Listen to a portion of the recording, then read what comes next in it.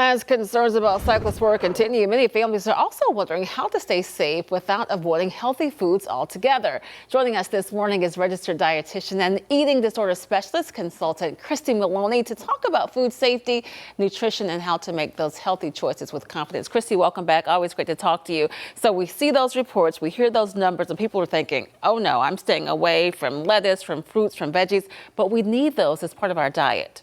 Yeah, so with any produce you get right now, it's going to be important to make sure that you're washing the produce. Anything that you are concerned that might have Cyclospora, you want to make sure you're peeling or cooking.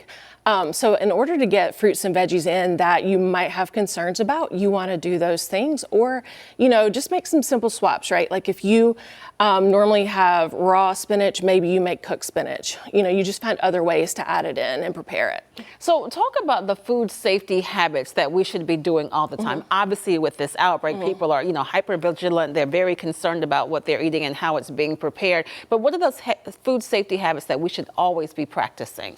You should always be washing produce when you get it. You want to make sure that you're removing any pesticides, dirt, anything that might be on it. You want to make sure that you're cooking things to the appropriate internal temperatures for whatever it is you're cooking. Specifically now with Cyclospora, you want to make sure it's a minimum internal temperature of 157 degrees. And just, take good care to make sure that you're preparing it in a way that's going to kill all the bacteria and germs. We know that not every palate is the same, taste buds vary. Are there certain foods that require extra ways of preparing them or extra care before we eat them?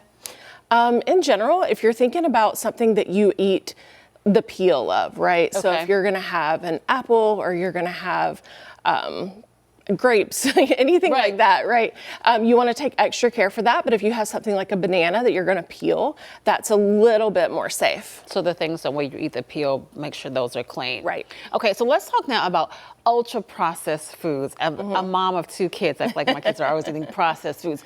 First of all, explain the difference between processed and ultra processed. So processed is something that doesn't really change the structure or that just kind of base nutrition of food. Okay. So that would be something like making whole grain bread or making yogurt or doing even something like hummus where you're just blending the ingredients. That's processed. Okay. But the base core of it hasn't changed. Ultra processed foods are ones that have added preservatives, emulsifiers, thickeners, things like that. So you're taking what the food is and adding something in that's more than just a basic like sugar or oil. Gotcha. And so we actually have this stat here, research showing that 4 out of 5 items sold for young children in the United States are ultra processed. Certainly not good because this doesn't need to be a large part of our daily diet for kids or for adults. Right.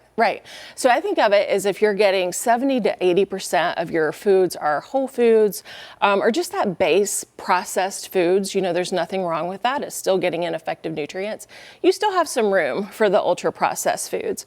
That is something I look at is the fun foods, the things that you want to add in for the enjoyment. But just kind of watch it and make sure that you're having it in moderation. Why do you think so much of our food is processed or ultra processed? Is it because we're trying to appeal to the taste buds that crave the sweetness, the saltiness? Yeah, so one, they're hyper palatable. So they have generally added sugar, added fats, the things that just taste really good to us. Right. And they're also shelf stable. So they're things that food processors can sit on the shelf. It's not going to spoil. They make more profits off of it. And then for us as a consumer, it's a cheaper thing to buy than fresh foods. Right. So, and especially in today's times when groceries are already very expensive, it becomes something that families turn to save a little bit of money. Now, a lot of families, kids are heading back to school. Parents are trying to get kids to eat the healthy foods. We had a report this morning about feeding your brain for those long days of learning. What do you say to parents and those kids are like mine, picky? They don't want to, eat the healthy foods as they are. Well, with that, the base of nutrition is adequacy. So if kids aren't getting enough calories in to support their brains, they're not going to be able to learn as well. So if you think about adequacy first and then the specific nutrients second, that's just a really great foundational way to view it. And especially if we're thinking about back to school packing lunches, it's probably not the time to try to sneak in some different fruits or veggies. You probably want to go with what's tried and true and you know your kids are going to eat, and then try the new and different things when they're at home. Just try to add them in there bit by bit. That's what I try. We're still trying this. They can find it. Registered dietitian Christy Maloney, always great to speak with you. Thanks so much for joining us. Great, thank you. And we're back after this.